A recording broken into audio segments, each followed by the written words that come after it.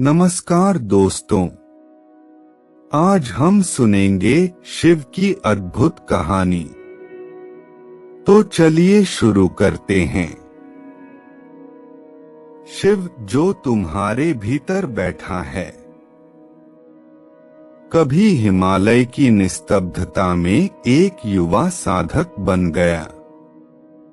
वह खोज में था परमात्मा की, सत्य की, या शायद सिर्फ अपने आप की। उसने सुना था शिव यहीं कहीं बसते हैं। वह गया, पर उसे कोई देवता नहीं मिला। बस शांति थी, इतनी गहरी कि लगता था जैसे कोई मौन गा रहा हो। वह बैठ गया और धीरे धीरे उसे लगा कि इस मौन में कोई उसे देख रहा है। वह आंखें बंद करता है और वहां शिव को पाता। पर यह शिव कोई मूर्ति नहीं है, कोई व्यक्ति नहीं है। वह एक अनुभूति है, ठंडी हवा की तरह, जो स्पर्श करती है पर दिखती नहीं। वह कोई बाहरी अस्तित्व नहीं, बल्कि भीतर की शांति का नाम है। शिव कहते हैं, शिव कोई व्यक्ति नहीं है, वह तुम्हारे भीतर की वह स्थिति है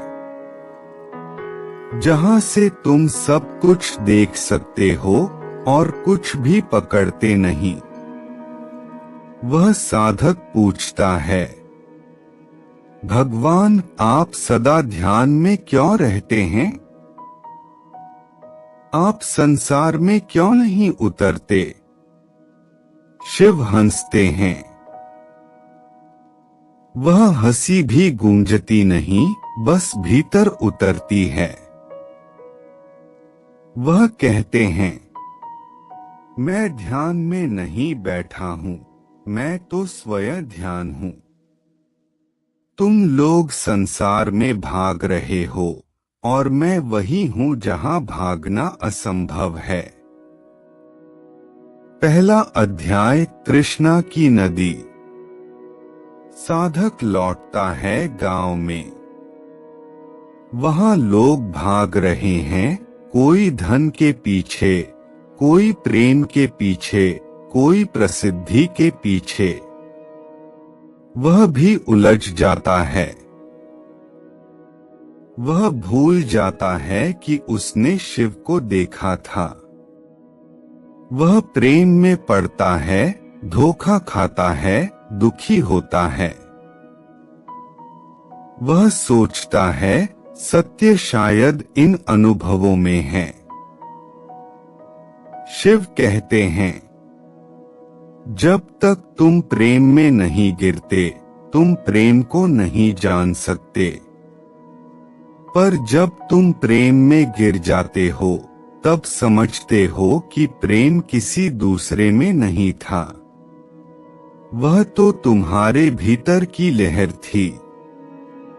वह साधक एक रात टूट जाता है। वह फिर हिमालय भागता है।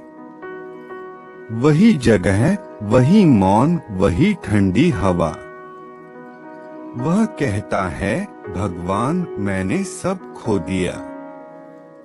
शिव उत्तर देते हैं, तुमने कुछ नहीं खोया, बस जो तुम्हारा नहीं था वह चला गया। अब जो तुम्हारा है उसे पहचानो। दूसरा अध्याय, मौन का स्वाद। धीरे धीरे साधक ध्यान में बैठना सीखता है। वह कुछ नहीं मांगता, कुछ नहीं सोचता। और तभी वह पहली बार मौन को सुनता है। शिव कहते हैं, मौन कोई खाली जगह नहीं, मौन एक संगीत है। बस तुम्हारे कान अभी तक शोर के आदी हैं। वह साधक देखता है कि भीतर कुछ स्थिर है, जैसे गंगा बह रही हो पर उसका स्रोत शांत हो। वह समझता है शिव वही स्रोत हैं। अब वह देखता है हर व्यक्ति जो दुखी है वह इसलिए क्योंकि वह खुद से भाग रहा है। तीसरा अध्याय अग्नि का नृत्य। वर्षों बाद वह साधक गांव लौटता है। लोग उसे पागल कहते हैं क्योंकि वह अब क्रोधित नहीं होता, दुखी नहीं होता। वह सिर्फ मुस्कुराता है, जैसे सब कुछ एक नाटक हो। एक दिन गांव में आग लगती है। सब भागते हैं, चिल्लाते हैं। वह साधक बीच में खड़ा देखता है, न कोई भय न कोई उत्साह। वह जानता है यह भी नृत्य है। यह शिव का तांडव है, विनाश नहीं, परिवर्तन का प्रतीक। शिव कहते हैं तांडव विनाश नहीं, जागरण है। जो पुराना है, जो सड़ चुका है, उसे मिटाना ही तो सृजन की पहली शर्त है। वह साधक उस दिन समझ जाता है शिव केवल ध्यान में नहीं है, वह अग्नि में भी हैं, आंसुओं में भी हैं, हंसी में भी। शिव हर उस क्षण में है जहां तुम पूरी तरह उपस्थित हो। चौथा अध्याय अंतहीन प्रेम। एक दिन एक स्त्री उससे पूछती है, क्या तुमने भगवान को देखा है? वह मुस्कुराता है, कहता है, हाँ, हर चेहरा, हर पेड़, हर आवाज में। वह पूछती है, तो फिर तुम इतने शांत कैसे हो?